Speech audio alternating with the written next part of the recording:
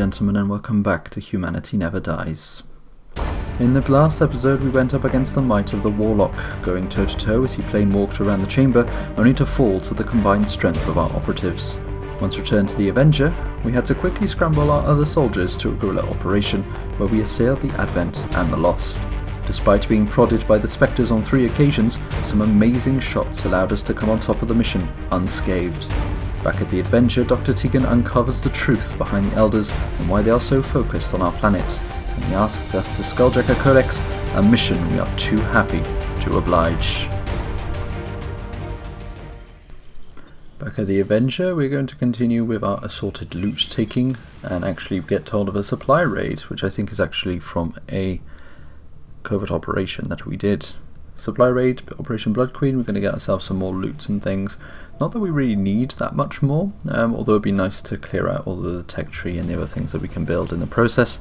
Upon kitting out our operatives, we get ourselves the Icarus armor, which of course we created last session, and we can get ourselves this team. We got Scott, Toshiba, Smith, Gray, Mises, and Xiaolong on the squad.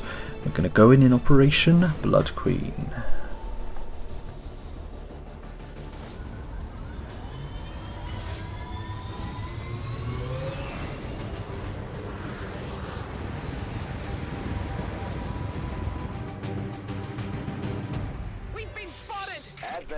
So we begin this mission spotted mostly because of the sit rep which the Advent have, which is frustrating up to an extent, but also it means that if we target some enemies, or if we spot some enemies, we will get spotted straight away, so it doesn't really matter much for us.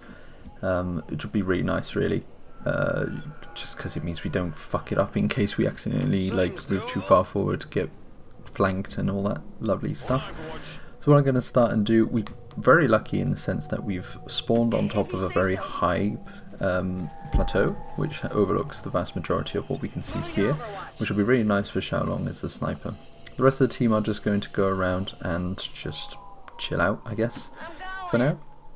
With everyone, basically everyone except Xiaolong, going to go forward and go into Overwatch. We don't know where any of the enemies are, but that's not really that much of a problem.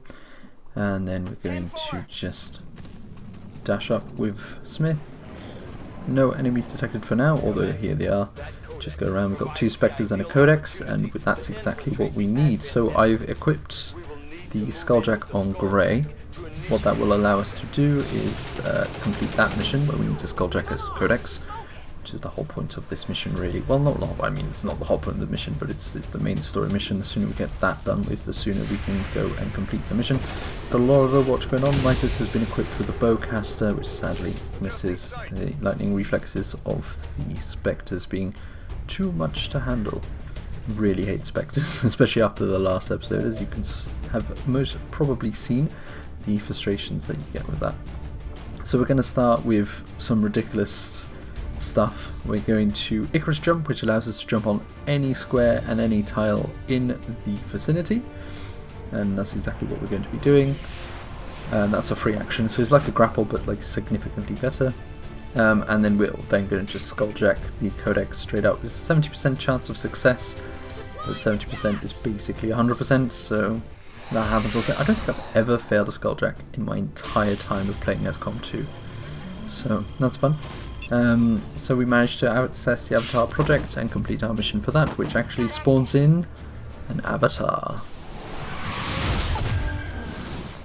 So the Avatar appears and then we have to deal with it. It's going to be fun. It's an incredibly strong, powerful enemy. It has a lot of psionic energies. Luckily for us, he's buggered off somewhere else, so that's not too bad. A beautiful shot from Scott there, absolutely wrecking that Spectre. Leaves us with only 1 left, which we're going to try and deal with Xiaolong. Deals 10 damage. There's also an Archon, as my mouse was circling frantically at the Archon in the distance that we saw. So there's an Archon further on, which we're going to have to deal with at some point. For now, it's all good. Smith, I don't know whether or not it was a good idea to bring Smith along. Not because a Ranger is a bad choice, but because she's such low level that her stats haven't improved in any one bit, which is really frustrating. got an Overwatch there. Smith 39% chance. Like it's not great. She could go in with her choppy chop, but apparently I decided not to do that. Probably would have been a better idea to do that. Because now the Spectre can just bugger off. Luckily it's a Blade Storm. Obviously lightning reflexes means that nothing really happens from that. And the Spectre's going to go and Shadow Bind Toshiba, because of course he is. Gotta love them Spectres and their wild, wacky, never before seen strats. Do however have an Overwatch shot from Mises, which misses. Of course it does. So all fun, and then the Spectre's just going to bugger off really far away. Actually not that far away, we can probably take that out pretty easy. But yeah, I just feel like Smith could have easily gone in with the choppy chop and done much better. The Archon and it looks like an Elite Trooper go get seen. We also get a very interesting thing, and the Archon, upon seeing the Icarus armor, panics. This is another one of the things that happens with the armors from the alien rulers, is if the associated alien type spots the person wearing the armor, there's a chance that they panic or something else happens. In this case, all Archons. So get a nice choppy chop from Grey. I don't know why I'm calling it choppy chop for this episode, it's just going to be the way it is apparently. Kills the Spectre. That means that Toshiba's back with us and the Shadow Bind is gone, which is fantastic. And we can just move along. So we know that there's an Archon and a troop over there. We know that the Avatar is behind the building we are. Because he's got no vision, it means we're not really too bothered with it at the moment. Obviously we're going to have to deal with him before we can complete the mission, but we can just take our time regarding that. Beautiful shot from Xiaolong, killing the duty without any problems. So we can move the rest of our operatives up. We're just going to go around. We can see Archon at 31%, so we're just going to go into Overwatch. There's no reason why we want to go forward with a shot at 31%. I sort of, high 40s I can deal with, but 30s is a bit lackluster, is really, if I've got nothing better to do. Archon's still panicking within the alien activity. For whatever reason, none of the supply crates have been picked up by the enemies yet, and the Avatar has actually come around the side. We get a Overwatch shot which misses, but luckily does 1 damage to the Archon, to the Avatar, sorry. Avatar has the similar ability to the Warlock's Planeswalk, where it takes damage, it will teleport away. I don't believe that it gets that straight up. That is a beautiful Overwatch shot from Smith. Too bad she doesn't have Rend, because that would have been amazing. But as you can see, Avatar teleports away. He's gone slightly to the right of Xiaolong, so we're going to have to move around. He's kind of in the open as well. We've got shots on the Archon, that's not really what we want right now. So we need to try and get ourselves to flank him. We're going to get Mises to go around. That does get a flanking shot, also with the Bolt Caster, which is going to do a horrendous amount of damage. With AP, it's going to completely ignore the armor properties, doing 13 damage to the Avatar, which is not a bad amount at all. Puts him on top of the roof. He's now burning, I think, or he might be immune to burning. No, he is definitely burning. Xiaolong's going to try and take her shot. Does shoot, but however he dodges, meaning only 1 damage is done, plus then 4 armor. Then there's a bunch of things happening over there with the Archon. He teleports next to the Archon. I don't know what I'm saying anymore. We do have the ability with Toshiba to use a blaster bomb or any kind of ranged weaponry with that, but with Grey we can also go and run and gun. It's very risky to do because we don't know what else is going to be over that side, but at that case I feel like it's a good plan to do. We do actually uncover more enemies, quite a few of them by the looks of things. It looks like a officer and 2 troopers. Actually no, there's a stun lancer and a trooper. Luckily if we kill the Avatar we get untouchable, and that's exactly what we do. Killing the Avatar, it does explode. I don't think it does any damage in explosion, I think it's just visual. But Avatar down, which is wonderful, so we don't have to worry about him anymore. We can just worry about all the rest. Scott got a slanking shot on the trooper, does manage to hit him for 9 damage. Once again, proving his worth, doing pretty good. I think he's only missed 1 shot so far out of the 3 that he's placed, which isn't too bad. See if that continues. Smith going around, 50% chance to hit, it's not great. She can grapple potentially. She also does have Wraith and Slash, which is not bad to do, and she probably could go for the Slash, but that would put her in a tight spot. She also misses, So everything's going great for Smith at the moment. I think the only good thing that she's done is put herself in harm's way of the blaster bomb. Really just... You can tell that she's very inexperienced, and that's going to cost the lives of several of the operatives if she continues to act that way. No, it's just I'm just playing really sillily with her. So we're going to have to figure out what we want to do with Toshiba. I can move her forward, and that might give her a bit more of range with her plasma grenade, which is probably what we're going to be doing, mostly because there's not much else we can do. It's a bit of a shame with the blaster bomb, but it is what it is. I decide to fire, and it's only going to hit one of them, but it is going to explode the cover of the officer, as well as several other things around. So it does 10 damage overall to the officer. It's not bad at all. There's not really much else we can do. Panic removed by the... Oh my lord. Panic removed on the Archon. For whatever reason, the officer marked... Oh, what a miss. Marked Grey, but then shot at Smith, but whatever. Untouchable on Grey means that she cannot be shot. I guess that's probably why she's been marked but not touched for that aspect. The trooper's going to try, and actually succeeds, throw a grenade at Scott, which is going to remove his armor as well as his cover. But overall, that was a pretty okay turn. I see the Archon still hasn't gone, although I'm assuming, yeah, Blazing Pinions happens. So that puts him out of action for one turn, and also means we don't really need to focus on him. We're going to focus on those on the ground, really. Smith is on an incredibly low amount of health, so we do need to beware on that aspect.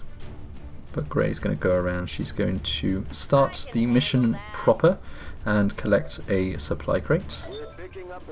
And then we've got a shot on the officer, killing him outright. He just slumps to the ground, which is all good. Mises needs to reload.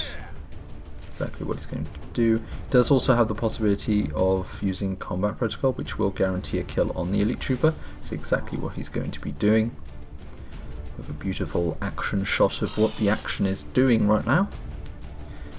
So officer having been, the trooper having been dead, we can do a gremlin heal on Smith. A beautiful 88 HP heal, that's insane. 64% chance to hit the Archon with Scott, exactly what happens, but however misses for 3 damage, although that did look like it ain't true, but never mind. Oh, Battle Frenzy kicks in. Shalom gonna have to do a free reload with a very loud voice over there.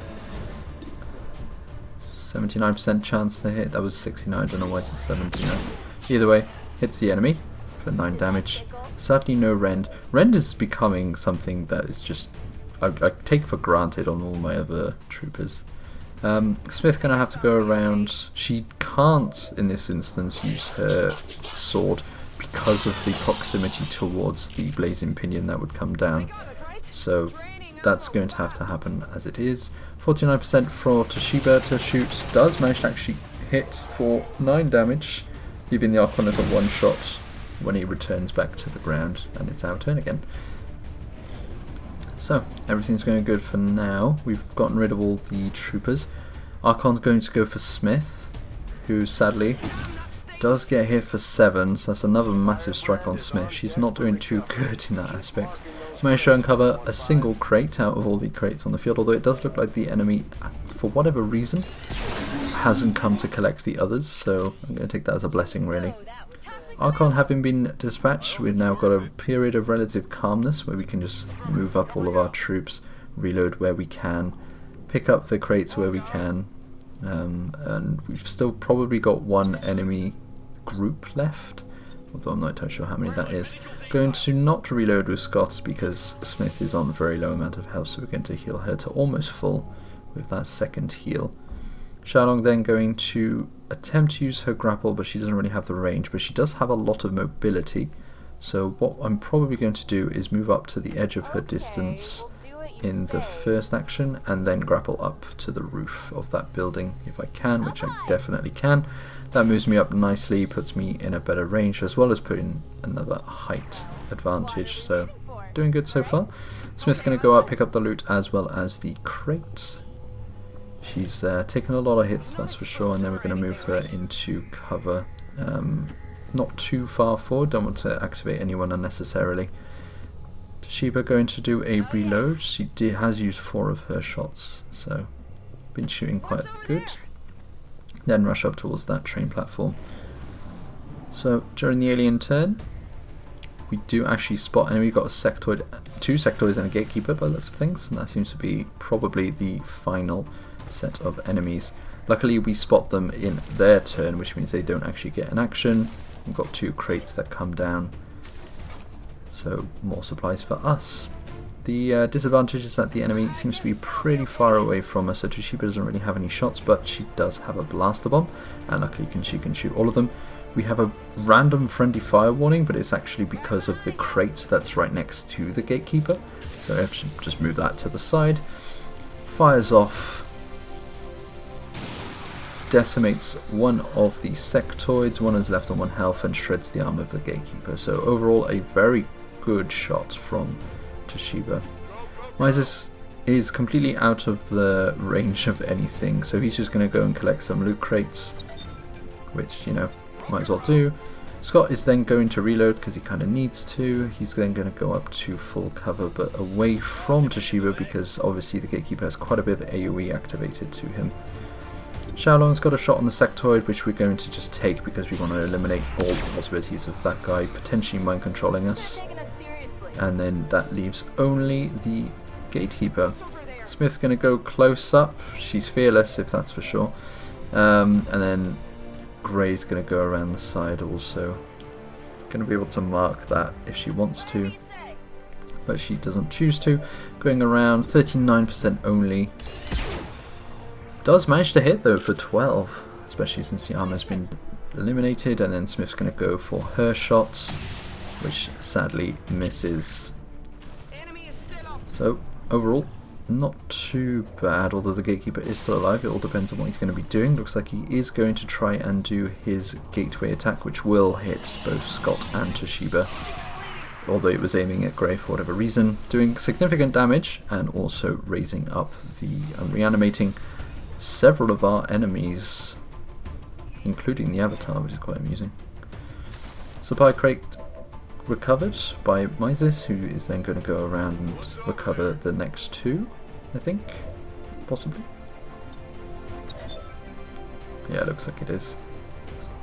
Playing the objective is exactly how you should do. So 2 crates done. We've got a shot with Xiaolong. She's going to go for the gatekeeper.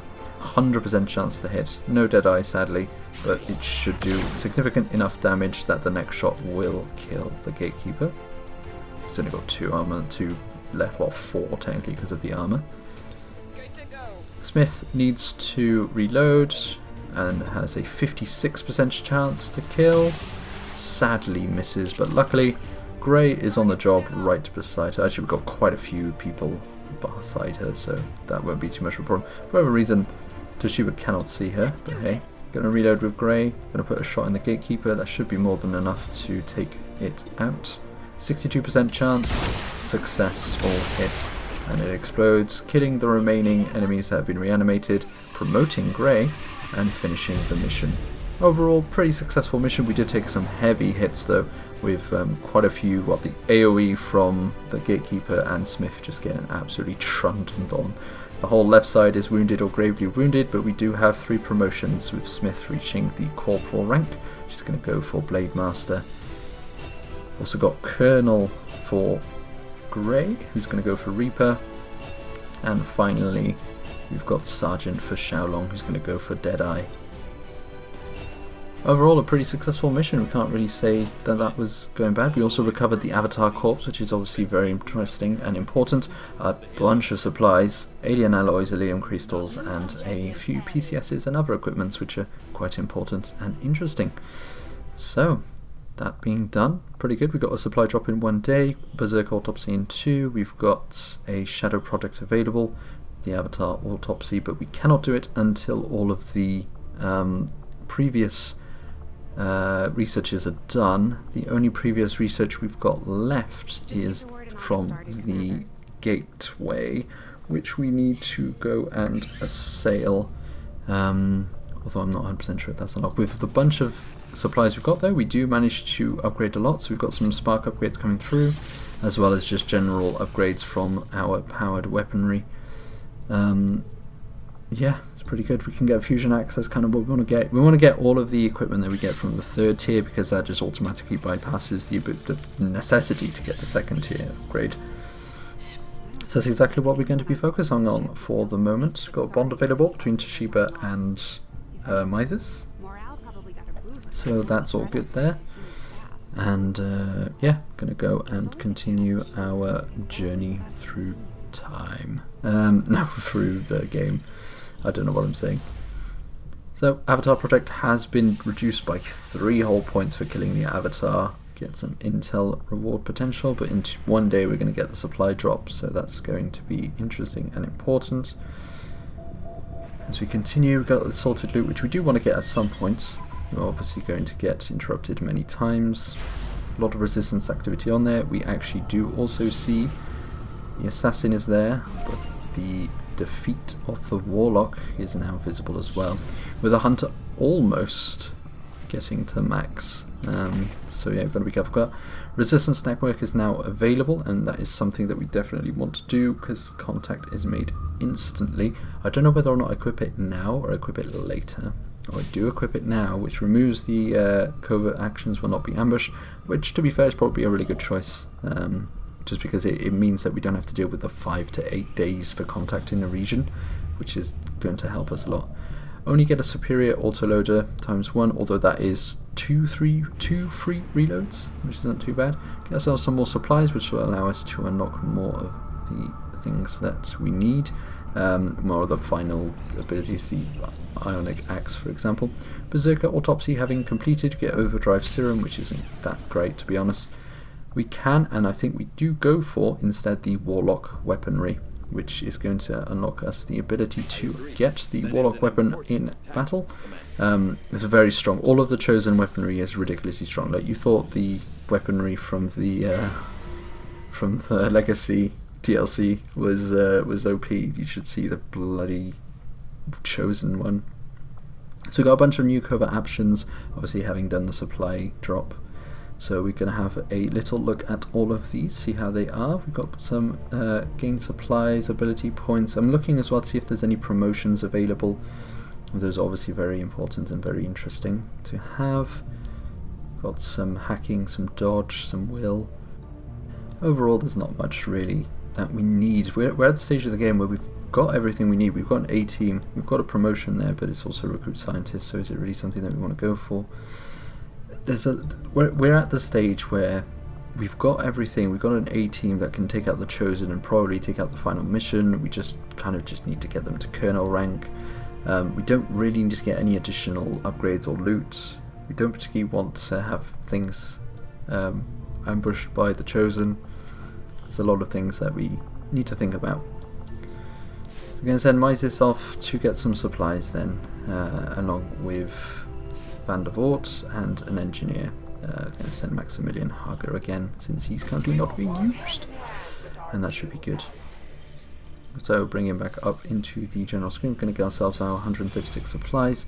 Avatar Project does go up just generically by 1. Got a experimental weapon. Got the Shredder Gun complete, which I kind of like. It's a cone effect weapon that destroys all cover, so it is important, and actually, I say important, it's a very strong weapon. Going to get Fortress for Engen. Got new Zilirian cores in the Proving Ground. We need to figure out what we want to use them for. And with these Zilirium cores, it's just a question of what we exactly want to do with them. We do have some supplies that we can use for something like an experimental powered weapon. I think I do go for that, as well as getting some experimental grenades, or experimental ammo. I think experimental ammo is just better than grenades in my opinion. Experimental armor apparently. Alright, that's fine. You do whatever the hell you want, man. It's entirely your choice. And we're going to go for supply drop, but we do actually unlock the Warlock weapon, and we're going to go for an autopsy for the Andromeda now. As initially speculated by Shen, it does in fact appear that this creature is restricted to the confines of its own hulking environmental suit. Unfortunately for our troops, the suit itself is a powerful physical threat, regardless of the operator's status, as we learned with some astonishment in the field.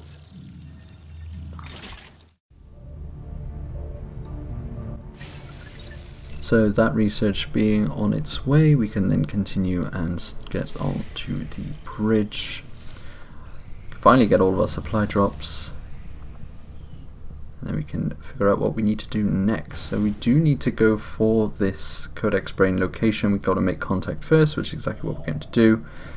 And upon making contact, it opens up a bunch of extra places for us. We're going to go and get some intel. There was a bit of a cut there because I did try and go do the chosen mission, but I was missing a few things. So we're just going to continue on. We've got an incoming transmission, a mission from the counselor for a scientist and some intel. And what we're going to do is we're going to ignore it because we kind of don't care. Let's just skip mission. It doesn't matter. We don't need it. And that allows us to complete our covert operation, which unlocks not much, to be honest. I think it gave us a bunch of supplies, which we are now at 339. Got some hacking going on, so we can put Mises on there again. Get his hacking up to maximum, or as much as we can. What am I doing? What am I doing? Yeah, I don't know why that took so long. And then we're going to take Michael Cruz, who will be able to make sure that Mises doesn't get wounded on his hacking tour. Then just going to look around. I'm just checking, that's what I was checking, the will. Because the will's really low and I need to make sure that it gets as high as possible before I can do my mission.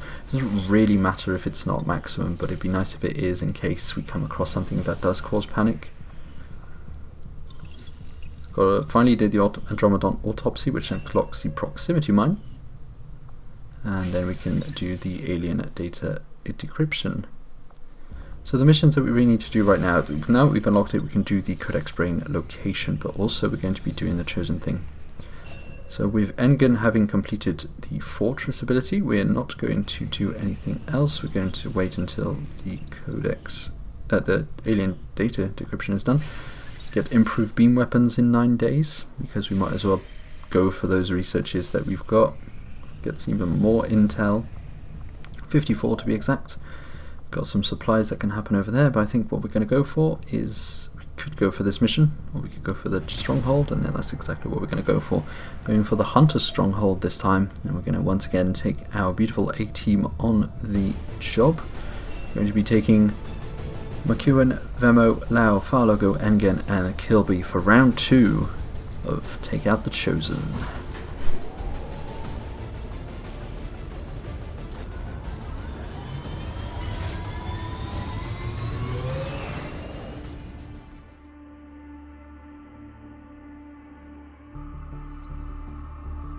This is getting ridiculous. Why is it that every single mission I've been put on, someone either dies or almost dies? I'm starting to get looks. Yes, from the engineers. Can you believe that they make us all this gear and armor, and it obviously doesn't work for everyone, and yet I'm the one who's suspicious? Wait till I take this to the commander.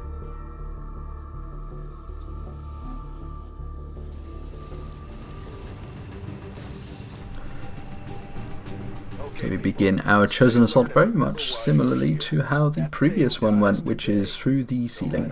We're going to do a little bit of scouting around the room, see where the doors are, and just move all of our troops around the side. Farlogo is equipped with the chosen weaponry of the Warlock, which is an assault rifle that has ridiculous buff stats and damage on it. And I've also equipped the Icarus armor and the new fusion axes, or ionic axes, whichever one is the top tier one, to Kilby. So the axes work similarly to swords in that you can use one in combat. In melee it does, I think it does slightly more damage or one less damage or something along those lines. It might do exactly the same amount of damage, but you also get an additional one which you can throw for as a free action, which is insanely strong, but also very fun. Very much the same setup that we had last time, so although in this occasion no enemies get spotted as we go around these doors, so no Andromedon to really screw us over. So what we're going to do is we're going to move up with Vemo, who is going to spot then a few enemies. We've got a priest, an evident trooper, and a mech. Oh, and an additional dude, it looks like a stun lancer as well. So that being done, we're not really in the greatest of positions to deal with them. Oh, I say that. Got a really nice AoE attack from Engen with his new and improved powers. Dealing 5 damage to the mech and to the trooper, and then 4 damage to the priest, and then he's going to be doing his insanity checks, doing an additional 5 rupture damage to the priest, which is fantastic, and then going for a second sweep at the trooper, doing an additional 6 damage, which panics him. So both of them are panicked and ruptured, which is really good. The Psyker is just really good. It's not even a Psyker. The Psionic Trooper is so good at this stage. Gets several panicking. Got a grenade being thrown at himself. So we managed to panic him into committed seppuku and destroying the armor of one of them. I think there was a pause for how much unbelievability that was. So we got a grapple potential there. I'm just looking around to see if I could grapple, but there's no real need to. Farlago goes around the corner over there. She's got some good shots, 100% on both of these. Going to take out the Elite Lancer with the Warlock's weapon, which just wrecks him. Free hair trigger, going to kill off the priest at this point, which does kill him, but he does then stasis. Very frustrating. Bakua not really in a position to do anything. We do have a single individual left, which is the mech. Going to go for a hail of bullets just to guarantee the kill. Him right off there with the blue screen rounds, leaving only the trooper, the priest left, and obviously the priest has stasis, so not much we can do with that. We're just going to rush the rest of them forward with Kilby, who's still concealed, so there's not much you can do right there. The stasis finishes over here, but he is still panicked, I believe, so he doesn't actually make any actions. So we're then going to use Justice to bring him to us, and Vemo's going to deal the killing blow. Slash him right across the throat to kill him off. So, a very good start to this mission compared to the last one. We took no damage whatsoever. Didn't use any of our consumables in the process, so got everything still active. Be nice. Not entirely sure what happened there and why Engen just decided to randomly glow. Just looking around to see what kind of positions we can take. We're going to go through the open doorway over here. See if we can spot anyone. Kilby being still concealed, just runs through. We're going to pick up that loot. Going to see if there's any enemies around. Looks like a superior autoloader, which is what we got from the assorted loot, so that took us much less time to go get, but never mind. And then Lau's going to dash up against the pillar over there. So what happens next? Well, the rest of the team is going to go around. We are going to explore this. There is a doorway there. It's very unlikely that that doorway will lead to the Ascension Chamber, but it's good to make sure that we clear everything in the process as we go.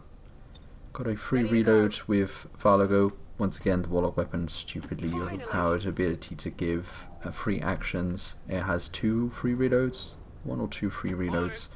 Does more damage than your average rifle. But hey, you've killed a Chosen. I guess it's nice to have that additional equipment at the end.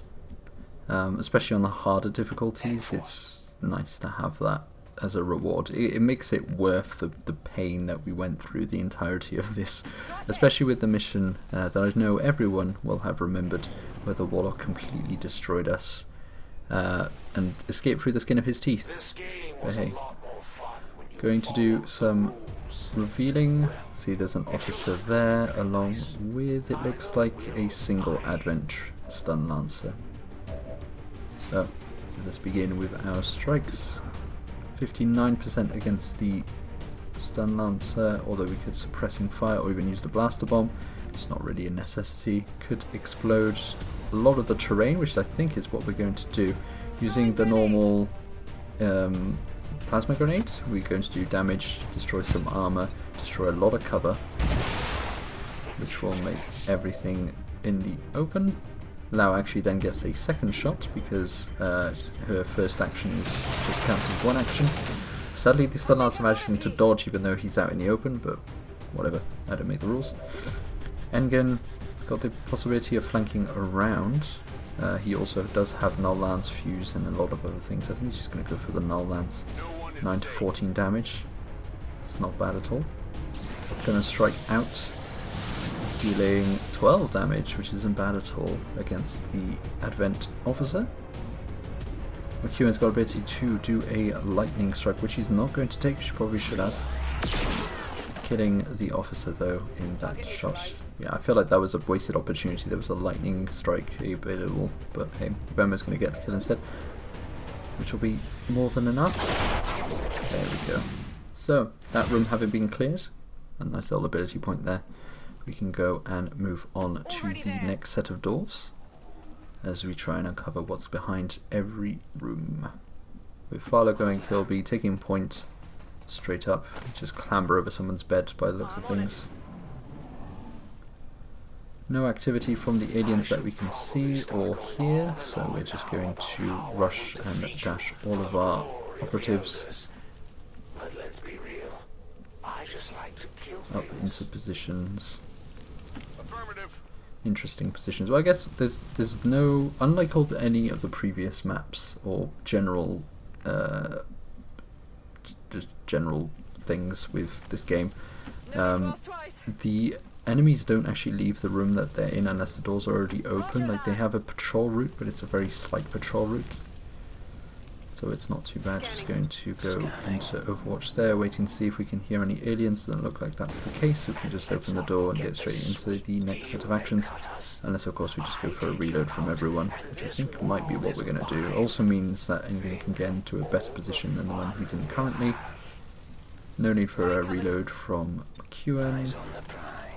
Probably a very need for reload, having used up the hail of bullets earlier, so no. So we do hear some aliens now coming around that corner. Going to go and open the door on the start of our turn. Doing so with Kilby for whatever reason.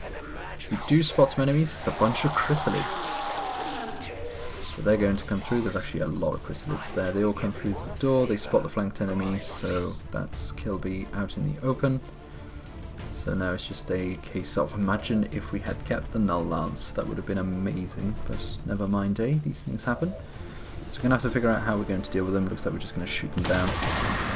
Doing 10 damage to the one right in front of us with Far Logo. Doesn't give us a free action, I don't think, though. Just get a nice pause in the action, because the game likes to do that to us. And get a 100% chance to hit with the Warpcaster. And another chrysalid bites the dust. 100% chance to kill... Oh, not even 100% chance to kill, just 100% chance to hit the chrysalid. Do shred the armor, leaving him on one hit. Then Kilby's going to go around the side. There is a potential that there are more enemies, but they are not spotted. 100% chance to hit that one, leaving him also on one. Oh no, crit, so it dies, leaving only a single chrysalid alive. And Vemo's just going to slash him. There we go. All the chrysalids down in one. Still no damage taken from any of our operatives, so flawless for now. That should be the title of my book, Flawless for Now. In any case, I don't know what I'm saying. Vemo is going to go around. We do see a room that is open over there. Apparently I'm just going to go there. That was a risky position to go to. Those are explosive covers. But oh well. There's no enemies spotted, so I guess that should be fine. The direction in which the enemies we did see was from that area, so we do have to be careful. I do a bit of camera work to look around, just to see if there's any potential that goes that way, as we try and find where the Ascension Chamber is. But for now we're just going to continue our movements over this end, with McEwen going into the best cover around, away from the explosions as far as possible. Kilby, I'm kind of tempted to move to that position, but I don't want to uncover any enemies, so I'm just going to go into Overwatch for now. Because if I move over to that piece of cover in front of the doors, I'm scared that I'm going to see that there's any enemies. So Vemo's going to be the first one to move up. Doesn't spot anyone though, so I guess we're lucky in that aspect. McEwen going to go around the side over here. Going to go into Overwatch. Kilby going to go around the side of the door. Doesn't spot any enemies on the right hand side of the room. Farlago going to go on the complete other side. Doesn't spot any enemies in the immediate vicinity of the left hand side either. So we're going to have to be careful where we move. We don't want to stay too close to those explosive barrels that we're currently next to, because that would be bad, obviously. But whoa, you do what you do. No enemy movement detected, so we're going to move in with Vemo, who's going to take point. Doesn't spot any enemies at all, but we do spot what looks like to be the Ascension Chamber. So we're going to do a little bit of risky movement around the place. I don't want to move too far, although that... yeah, run and gun is probably a wise decision to do, in case we do uncover the enemy. Far logo moves up, doesn't uncover anyone, so we're lucky in that aspect. She is now in Overwatch mode. Moving Engen there might trigger some enemies, and it actually doesn't. But we do see the Ascension Gate. Okay, so we're good for now. There's no enemies that have been triggered, but they are definitely in that room. I think that's the only room where there's enemies guaranteed, so we've got to be careful where we move up. With Kilby moving up there next to Engen, doesn't spot any enemies, and then our final person, Lau, is going to move to a position where she's not too close to the door. Well, I don't know, it's pretty close to the door. Apparently that's still good enough though, so we are lucky in that aspect. Everything's gone good for now. Then we're going to go around the side to spot the enemies. Looks like it's a shield bearer, 2 advent troopers, and an Andromatron. So that's fun. Gonna try and blaster bomb them. They are not in a great position. Like they're also, it looks like it's a purifier rather than 2 stun lancers. It's gonna be a cheeky one for sure. Vemo's kind of completely in the way. Gonna do a cheeky whiplash if you can. Although that's not going to do any damage, so probably not best to do a cheeky whiplash. So this is gonna retreat, which is probably a very good idea. Or I think. Yes, he's going to do a very cheeky advance into the enemy area, which also uncovers and enables Lau to use her blaster bomb over there, which is a very good choice. There's quite a few armor going on there. Shreds the armor, does a significant amount of damage to the non-armored enemies, and also breaks a bunch of the cover. The Andromatron is definitely the one that we're going to be targeting first, mostly because he's the most dangerous. Doing 9 damage to him with the flanking shot from Far Logo. Got a fuse ability. Oh man, I love fuse, it's so dumb. Guaranteed kill, so you might as well use it, as the magics from Engen explodes the grenade in the Advent Trooper. So good kill, guaranteed. A pistol shot from the Coward Shadow Binder, whatever it's called. That kills off the... oh, it was a lightning strike, so yeah, very good use there. And then we got a hail of bullets or a dual strike. So we're going to go for a dual strike. Doing 15 damage to the Andromatron, and then a strike from the sniper rifle from McEwen, which kills the Andromedon. So, wonderful strikes, everything's going good. Got a free reload happening. Kilby doesn't quite have a shot, I don't think. Although he can run and gun, and that will definitely give him a shot. He's going to go around the side, he's going to go for the purifier, I think. Oh, no he's not. What happened there? Oh no, he is. What was the point in that? No explosion from the purifiers. There's been several episodes now where the purifiers haven't exploded when we've shot them. I don't know whether or not I'm disappointed or relieved, if I'm honest. 100% chance to hit the shield bearer, although we do not get any shredding from the pistol, I don't think. Does do 2 damage to it, why not? Shield bearer going to shield himself. Interesting choice, he's then going to move into cover I think, or just stand completely still, that's also fine. Kilby going to go around the side. Puts him nice and 60 or 82%, which actually misses. Interesting. Luckily we've still got 5 other persons to go and strike him. Which is exactly what we're going to be doing. Now moving up into position. Doesn't actually spot the shield bearer now, as usual, doing a wonderful job. Vemo going to go for it with his powered bullpup, taking out his shields, 100% chance to hit, dealing another 3 damage, leaving him on 1 hit point. Farlogo going to move up. I think she can guarantee the kill with a 100% chance.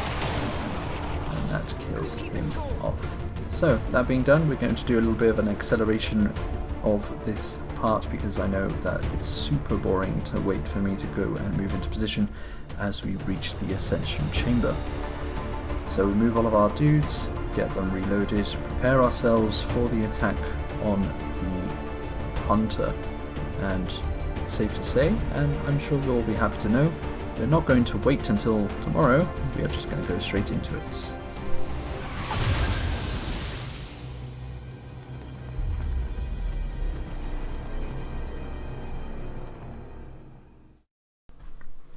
So now being in the lair of the Chosen Hunter. As you can see, it's got a similar, although different setup to the previous one. And for some reason Central's never seen this before, even though we've already defeated one of the Chosen, but never mind. It's possible that that's because they assumed that we would be doing this Chosen first, because it's the first one we saw, but whatever. As you can see, we do have a platform, but it's a different kind of platform. We also spot our enemies straight away with a Berserker and a Elite Mech. Those are actually pretty more dangerous than the previous ones that we had to face.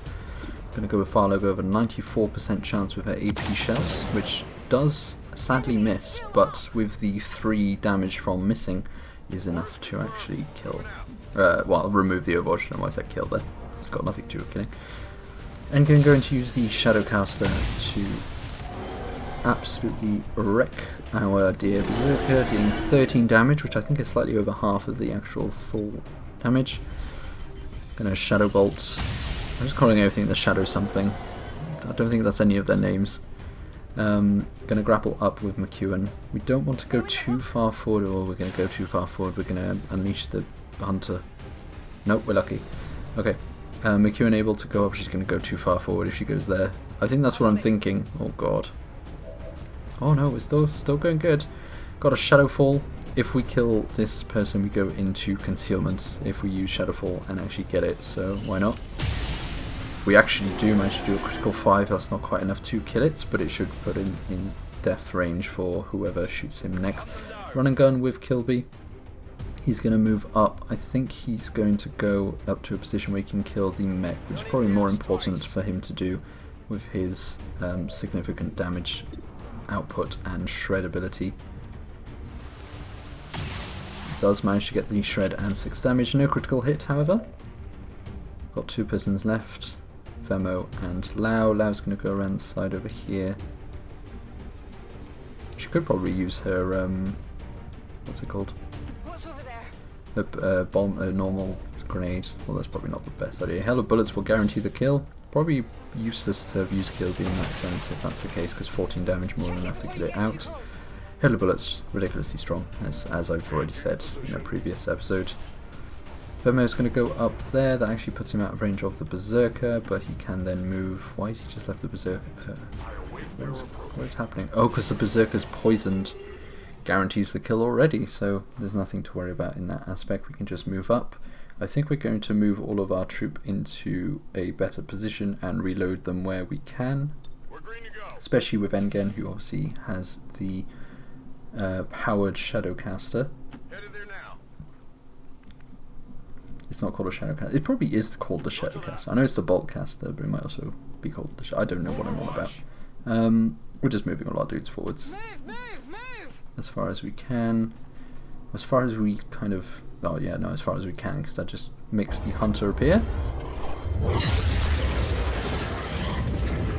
You're not supposed to be here. You were never meant to figure out our little trick. Full of surprises, aren't you? Soon to be full of holes. Our dear Hunter is about to disappear and re-teleport into the battlefield. We can't actually see him because he's hiding behind cover. Sneaky boy. So, the strengths he's got: enters Overwatch upon ending the turn, immune to explosions, summon and bend stun lancers, chance to return fire against missed shots, and defense increase after the first attack every turn. Very, very strong. But he's also got brittle, which is very, very weak. And we've also got the Skirmisher with us, so that's good. We've got all the weaknesses down, but he does have a lot of strength, and they're very, very strong strengths. Also got an Overwatch though, which misses. But it would have been really cool if it hadn't missed. Let's go. That also increases defense. He's got so much health, look at that bar. So Vemo's going to go around, see if he can actually strike at him. He's got a Whiplash ability. Just 34%, it's not really great, but a 65% chance to hit. Should be good, which misses, only does 1 damage to him. He's now got the chance to return fire, which he does. Luckily with the lightning reflexes, Vemo is fine. So this is going to be a tough one. The Hunter close up is very, very tough to fight. That's why we've got to take him out. However, once we take him out, we get a chance to access his sniper rifle, and his sniper rifle is the most overpowered weapon in the game, and you'll see why when we eventually get it, because it's fucking overpowered. Farlock are going to go around, and she's going to flank at the Chosen. She's got AP rounds, so she's just going to strike it out, doing 15 damage. Looks like Brittle was effective. I think it's to do with, oh my god, she gets a hair trigger with that, meaning that 21 damage with the second shot. Already it's going fantastically well. Looks like it's just if you get hits from close range rather than melee attacks, so that's good. Advanced teamwork on Lao. What am I doing? Why would I do advanced teamwork? It's an interesting thing to have done. 100% chance to hit with the Shadowkeeper. Shooting him down. He's still brittle. He's still got 3 armor though, so only does 4 damage. At the turn he does Shogun, which gets some stun lancers on the field. They're going to go in and around. They're going to be a bit of a pain. And then the Hunter himself is going to grapple far away and going to try and strike at our troops. So far we've not taken any damage. I have a feeling that's about to change as he strikes at Far Logo. Far Logo actually taking 11 damage there and being bleeding, so yeah, she's taken a lot of damage already. Far Logo is going to be healing herself. She needs it real bad to stem the bleeding and heal herself up by 8 points of HP, 8 points of health, I guess, if you want to do it that way. Got a slash ability with Kilby. He's going to go around and take him out for good, which removes the Overwatch. So obviously it doesn't take him out for good, we still got to take out the sarcophagus, but a very, very powerful and strong early kill on the Hunter. So that was all good. That was scary. We managed to take out a lot of health very quickly with Far Logo and her ridiculously overpowered weapon. So Lao is going to then strike at the sarcophagus. We've still got the 2 stun lancers that we need to deal with, so we're going to potentially just set us up. This is probably not the best thing to do. Instead we're just going to get Vemo to go around and do a flanking. Can do a whiplash for extra damage, which is a free action, which we do actually pull off for 5 damage. This should guarantee the kill with the bullpup. And it does. So that's 1 Advent stun lancer gone. We don't need to worry about him anymore. We've then got Engen around. We can use domination, which is exactly what we're going to do. I didn't actually check to see how much percentage was, but I think it's near enough 100 now because of the increase that we've got. Managing to successfully mind control the stun lancer. So all good. Now we can just focus on the sarcophagus before the reinforcements come in. And with Far Logo being the final person to act.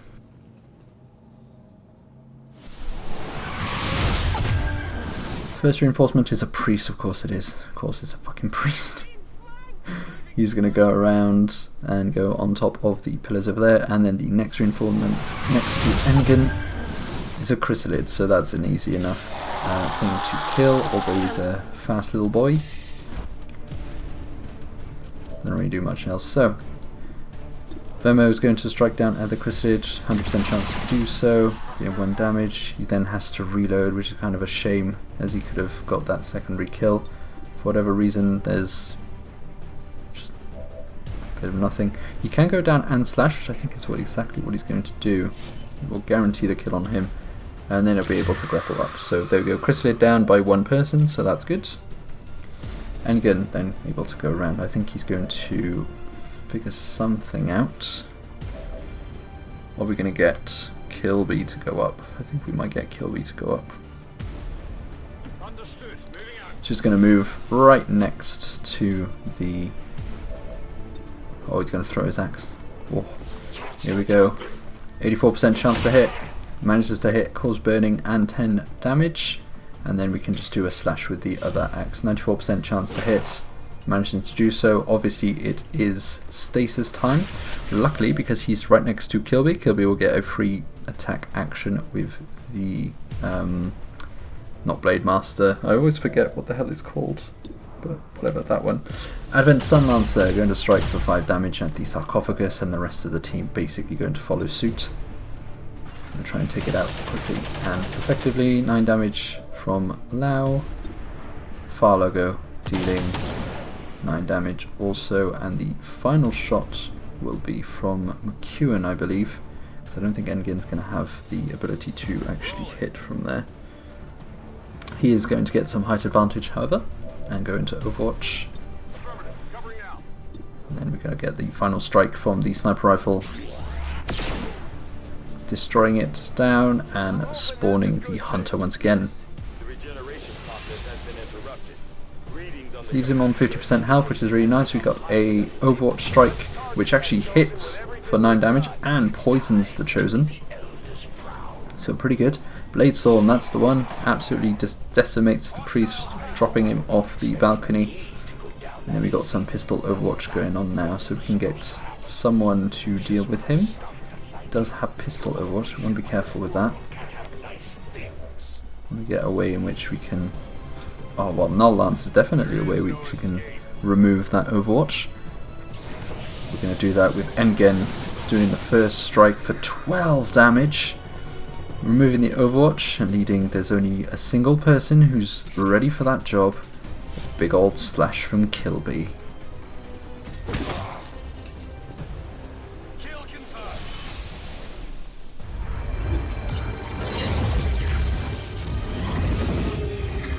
Have to admit, didn't see this one coming.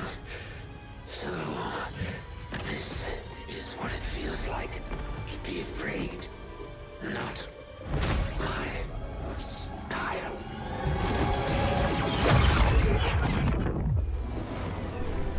And the team returns successfully from their mission to the Avenger, with several promotions received.